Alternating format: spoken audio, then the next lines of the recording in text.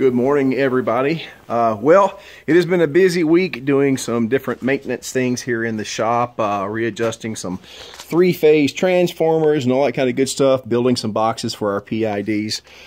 So it's been busy. We're trying to get everything in line for, the production of our hammers. And let me show you here what we got here. We have our second batch of hammer handles now that we have the proper PID into place, and everything's going good. These bad boys are about down to 10%, which is about 3% lower than what's normally just out here in the air, because we are in the south. Even though it is December and the air is cold, 13–14% is what most of the lumber outside is. So we're already getting pretty dry. So after these get dry, one of the things that we want to do is we want to oil stabilize them. Now, that's probably not a term you can search and find anything about, but used to, when they shipped handles, axe handles, hammer handles, all that kind of good stuff, it all came in a barrel of linseed oil. And so if those handles sat in there for a very long time, that linseed oil would get all into the pores and whatnot, and it would keep this wood from drying out. And that's something that we want to do with these guys. But we don't have a couple of years for these guys to soak all that oil up, so we're going to expedite the process using a trick that a lot of our brother knife makers use to stabilize wooden handles that are too soft for knife handles. So we're actually going to use a vacuum system. So went down to a good friend of mine, and he provided me with this cool vacuum pump. They use these in the automotive industry to recharge Freon and coolant systems in cars. This will pull what they call 27 inches of mercury, which is a measure of how strong the vacuum is.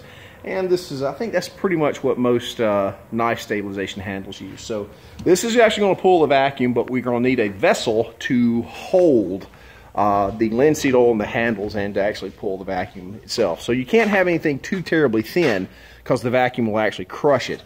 So, but not having anything in really the right size that I wanted, what I did is I took an old oxygen tank and cut it, and this is 20 inches long, so that's 5 inches more than my handles. And you can see it's got pretty much a 1/4 inch thick wall, and that's going to be super handy. We'll end up putting a very flat surface onto here so that we can get a good seal.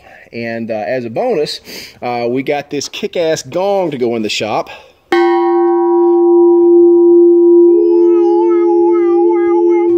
So I am sure that's going to drive a lot of people nuts here in the shop after about the 20th bong hit. Gong hit. What did I say? Did I say bong hit? So anyway, so it's been a fairly productive day. It's Friday, it's the end of the week, but this weekend will give me a chance to continue to tinker with some of the different tooling that we have here on the press. These are actually the new pieces to work the cheeks of the hammer. We've got a piece to actually work the faces that has some stops in it.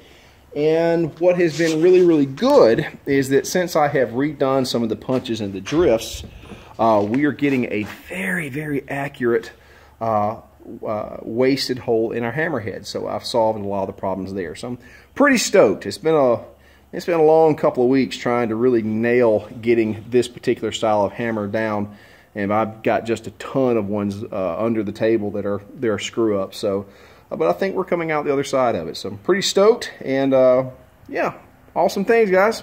So I will catch you this weekend. Good.